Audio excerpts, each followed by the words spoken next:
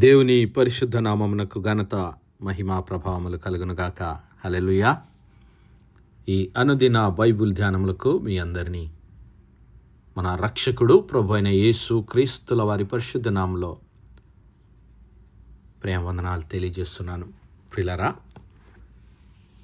మరి దానియేలు గ్రంథము 2వ అధ్యాయంలో రాజు అయినటువంటి నెబుకద్నెజరు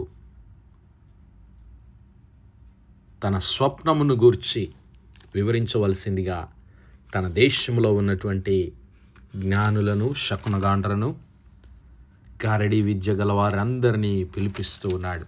పిలిపించి తనకు కలిగినటువంటి కళ యొక్క భావమును తెలియజేయమని అడిగాడు. అందుకు మరి ఆ జ్ఞానులందరూ వచ్చి, అయ్యా మరి మీ కళ ఏమిటి అని అడిగినప్పుడు ఆయన అన్నాడు, నేను కళను మర్చిపోయాను, నా కళను తెలియజేయాలి, ఆ కళ భావమును కూడా తెలియజేయాలి, లేదంటే మీ అందరినీ తుత్తునియాలుగా చేస్తాను, మీ ఇండ్లను పెంట కుప్పలుగా మార్చేస్తానని రాజు ఆజ్ఞ జారీ చేశాడు. మరి వారు ఆ దేశంలో ఉన్నటువంటి మరి జ్ఞానులందరినీ సంహరించడానికి తీర్మానం చేసుకున్నప్పుడు మరి ఆ దేశంలో దేవుని యందు భయభక్తులు కలిగి యెరూషలేము నుండి బందీలుగా తీసుకుని రాబడినటువంటి దానియేలు, మరి ఆయన స్నేహితులు అనన్య, మిషాయేలు, అజర్యాలతో కలిసి వారు మరి రాజు సన్నిధిలో తమకు కొంచెం సమయం ఇస్తే ఆ కళభావమును తెలుపుతామని రాజుగారితో మాట్లాడి వారు దేవుని సన్నిధిలో ప్రార్థించినప్పుడు దేవుడు ఆ కళను, కళభావాన్ని మరి ప్రవక్త అయినటువంటి దానియేలుకు తెలియజేశాడు. మరి దానియేలు ద్వారా దేవుడు ఆ నెబుకద్నెజరుకు కలిగినటువంటి దర్శనము, ఆ దర్శనము ద్వారా మరి రాబోతున్నటువంటి కాలంలో జరిగే సంఘటనలన్నిటినీ వివరించాడు. ఆ సంఘటనలే మరి పాత నిబంధన గ్రంథము చివరి అధ్యాయం అనేటువంటి మలాకి గ్రంథము నుంచి కొత్త నిబంధనలో మొదటి అధ్యాయము మత్తయి సువార్తలో చెప్పబడినటువంటి ఆ సంఘటనలకు మధ్య ఉన్నటువంటి కాలంలో జరిగేటటువంటి సంఘటనలు కూడా మరి ఆ దర్శనంలో మనము చూడగలుగుతున్నాం. అయితే దేవుడు దానియేలు ద్వారా ఈ గొప్ప సంగతులను బయలుపరిచాడు. ఆ దర్శనము, ఆ రాజుకు కలిగినటువంటి దర్శనం అయితేనేమి, ఆ దర్శనం యొక్క భావమునైతేనేమి దేవుడు వివరించడానికి దానియేలుకు తన జ్ఞానమును అనుగ్రహించాడు. దేవుడే మరి తను సార్వభౌమాధికారి, సమస్తాన్ని సృష్టించినటువంటి సృష్టికర్త ఆయనే అని, సమస్తము మరి ఆయన మూలముగా ఉన్నవని, సమస్తము ఆయన అధికారమునకు లోబడి ఉన్నవని, సమస్తమును ఆయన జరిగించువాడని దానియేలు తెలుసుకున్నాడు. చూద్దాం ప్రియులారా, మరి దానియేలు గ్రంథము 2వ అధ్యాయం 17వ వచనం నుంచి, మరి ఎప్పుడైతే ఆ రాజ్యంలో ఈ రాజు యొక్క ఆజ్ఞ వెలువడిందో అప్పుడు దానియేలు మరి ఆ రాజు యొద్ద నుండి ఈ ఆజ్ఞ ఎందుకు ఇంత త్వరగా వచ్చిందని ఆ యొక్క రాజదేహ సంరక్షకుల అధిపతి అయినటువంటి ఆర్యోకు దగ్గరకు పోయి అడిగి, మరి జ్ఞానయుక్తంగా కొంచెం మాకు సమయం కావాలని రాజు సన్నిధిలో అడిగినప్పుడు ఇదిగో రాజు ఆయనకు మరి కొంత సమయాన్ని అనుగ్రహించాడు. అప్పుడు దానియేలు తన ఇంటికి పోయి తన స్నేహితులైన అనన్యాకును, మిషాయేలునకును, అజర్యాకును సంగతి తెలియజేసి తానును తన స్నేహితులను బబులోను తక్కిన జ్ఞానులతో కూడా నశింపకుండునట్లు ఆ కళ యొక్క మర్మ విషయంలో పరలోకమందున్న దేవుని వలన కటాక్షము పొందు నిమిత్తమై ఆయనను వేడుకొనుడని తన స్నేహితులను హెచ్చరించెను. అంతటా రాత్రియందు దర్శనము చేత ఆ మర్మము దానియేలునకు బయలుపరచబడిన గనుక దానియేలు పరలోకమందున్న దేవుని స్తుతించెను.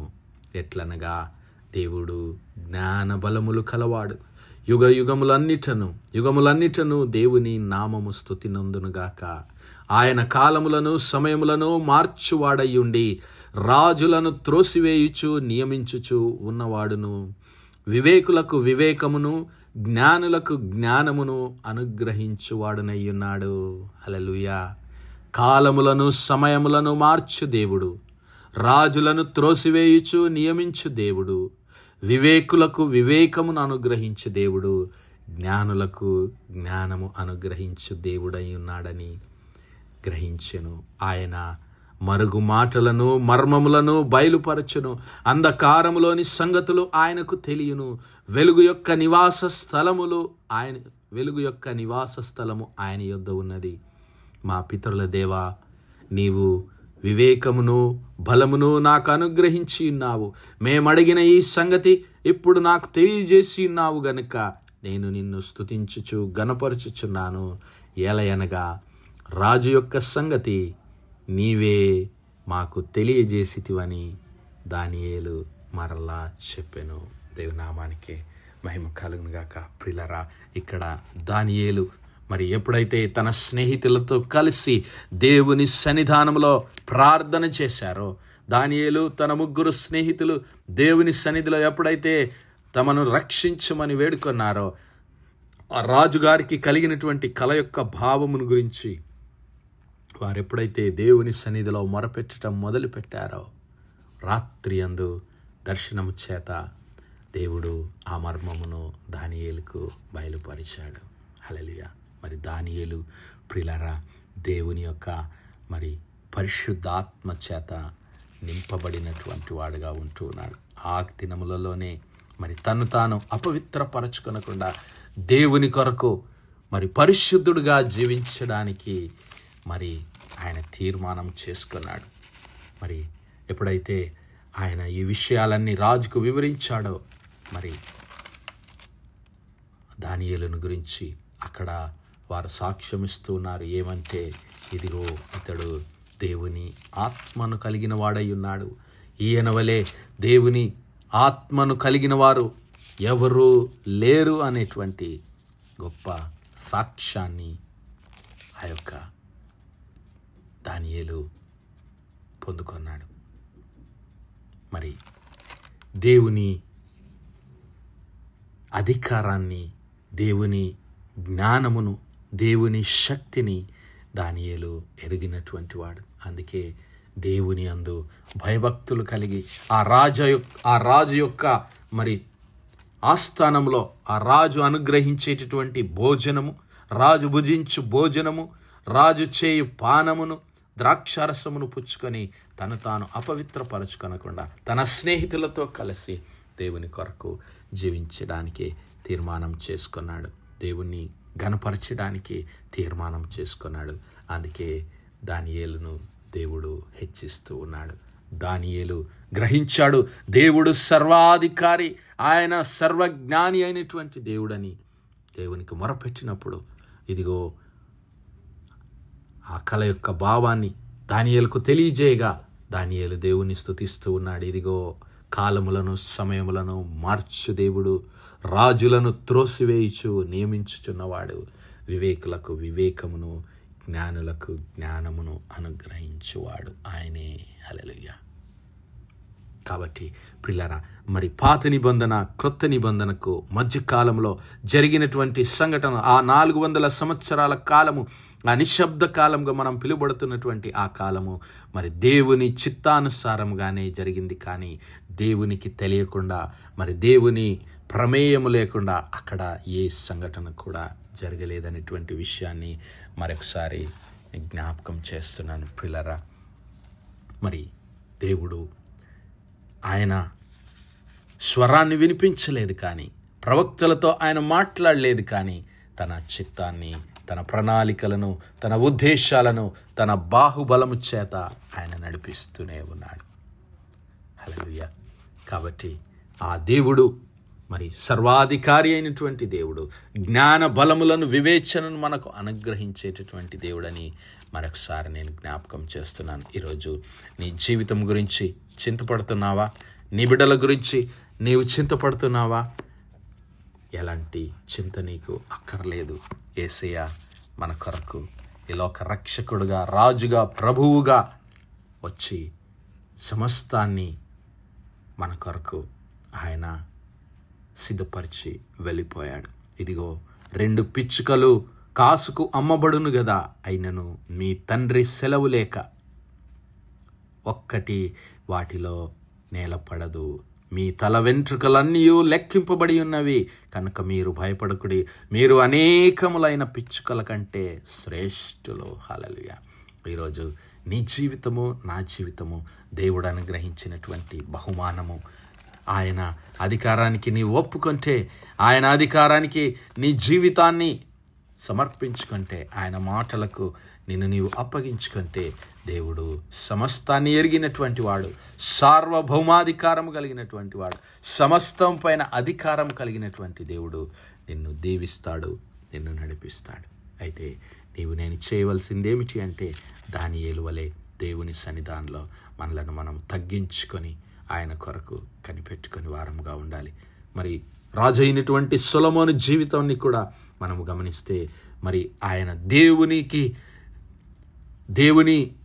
యందు భయభక్తులు కలిగి, మరి తన తండ్రి అయిన దావీదు చనిపోయినటువంటి తర్వాత దేవుని సన్నిధానంలో, మరి ఆయన రాజుగా అభిషేకించబడిన తర్వాత దేవుని సన్నిధిలో ఆ గిబియోనులో ఉన్నతమైన స్థలములలో బలులను అర్పిస్తూ ఉన్నప్పుడు దేవుడు ఆయనకు ప్రత్యక్షమైనప్పుడు సొలొమోను దేవుని స్తుతిస్తూ అడుగుతూ ఉన్నాడు. ఇదిగో గిబియోనులో యెహోవా రాత్రివేళ స్వప్నమందు సొలొమోనుకు ప్రత్యక్షమై, నేను నీకు దేనినిచ్చుట నీకు ఇష్టమో దాన్ని అడుగుమని దేవునితో సెలవీయగా సొలొమోను ఇలాగ మనవి చేస్తూ ఉన్నాడు. నీ దాసుడును నా తండ్రి అయిన దావీదు నీ దృష్టికి అనుకూలంగా సత్యమును నీతిని అనుసరించి యథార్థమైన మనస్సు గలవాడై ప్రవర్తించెను గనుక నీవు అతని ఎడల పరిపూర్ణ కటాక్షమగుపరచి ఈ దినమున ఉన్నట్లుగా అతని సింహాసనం మీద అతని కుమారుని కూర్చుండబెట్టి అతని యందు మహాకృపను చూపి ఉన్నావు. నా దేవా, నీవు నా తండ్రి అయిన దావీదునకు బదులుగా నీ దాసుడనైన నన్ను రాజుగా నియమించి ఉన్నావు. అయితే నేను బాలుడను కార్యములు జరుపుటకు నాకు బుద్ధి చాలదు. కాబట్టి ఇదిగో నీవు కొరుకున్న నీ జనుల మధ్య ఉన్నాను. వారు విస్తరించి ఉన్నందున వారిని లెక్క పెట్టుటయు వారి విశాల దేశమును తనిఖీ చేయుటయు అసాధ్యము. ఇంత గొప్పదైన నీ జనమునకు న్యాయము తీర్చగలవాడెవడు? కాబట్టి నేను మంచి చెడ్డలు వివేచించి నీ జనులకు న్యాయము తీర్చినట్లు నీ దాసుడనైన నాకు వివేకము గల హృదయము దయచేయుము. హల్లెలూయా అని అడిగినప్పుడు మరి దేవుడు, ఇదిగో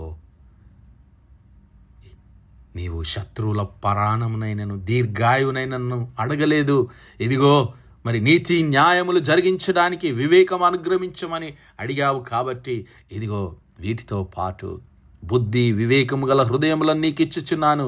వీటితో పాటు సమస్త ఐశ్వర్యమును ఘనతను నీకు ఇస్తున్నాను అని దేవుడు సొలొమోనును ఆశీర్వదించాడు. మరి నా సహోదరుడా, నా సహోదరి, ఆ దేవుని చిత్తానికి మనం అప్పగించుకుంటే, ఆయన జ్ఞానమును ఆయన చిత్తమును తెలుసుకొనడానికి మనము సమర్పించుకుంటే మరి గొప్పగా దేవుడు మనల్ని దీవిస్తాడు, మనల్ని ఆశీర్వదిస్తాడు. రాబోతున్నటువంటి తరములన్నిటిలో మనలను దేవుడు తన మహిమగల సాక్షిగా వాడుకుంటాడు. అతి కృప, అతి ధన్యత దేవుడు మనందరి జీవితాల్లో దయచేయను గాక. ఆమేన్, ఆమేన్, ఆమేన్. ప్రార్థించుకుందాం.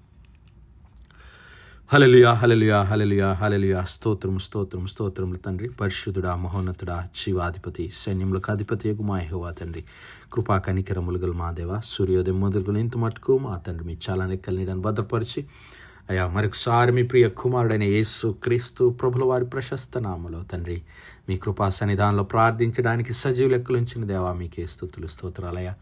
దినమెల్లా మీ యొక్క పరిశుద్ధాత్మ సహాయం, నడిపింపు, ఆదరణ, సహవాసాన్ని మాకు అనుగ్రహించిన తండ్రి మీకే లెక్కలేని వందనాలు, కృతజ్ఞతాస్తుతులు, స్తోత్రాలు, స్తోత్రాలు, స్తోత్రాలు చెల్లిస్తున్నాం. అవును మా ప్రభువా, కాలములు సమస్తము మీ స్వాధీనంలో ఉన్నవయ్యా. మరి రాజులు మీ ఆధీనంలో ఉన్నారు తండ్రి. మా జీవితంలో సమస్తము మీ చిత్తంలో ఉన్నవని ఎరిగి ప్రభువా, మీ చిత్తానికి మేము లోబడి మీ యొక్క వివేచన జ్ఞానమును పొందుకొని ప్రభా, మీ యొక్క పరిశుద్ధాత్మను పొందుకొని మీ చిత్తాన్ని జరిగించడానికి మమ్మల్ని మేము సమర్పించుకొని మీ సాక్షులుగా ఈ లోకంలో జీవించే కృప దయచేయమని సమస్త మహిమ ఘనతా ప్రభావాలు మీకే చెల్లిస్తూ మా ప్రభును, మీ ప్రియ కుమారుడు, మా రక్షకుడైన యేసు క్రీస్తుల వారి పరిశుద్ధ నామమున ప్రార్థించి వేడుకుంటున్నాం మా పరలోకపు తండ్రి. ఆమేన్, ఆమేన్, ఆమేన్. God bless you all. Praise the lord. Shalom.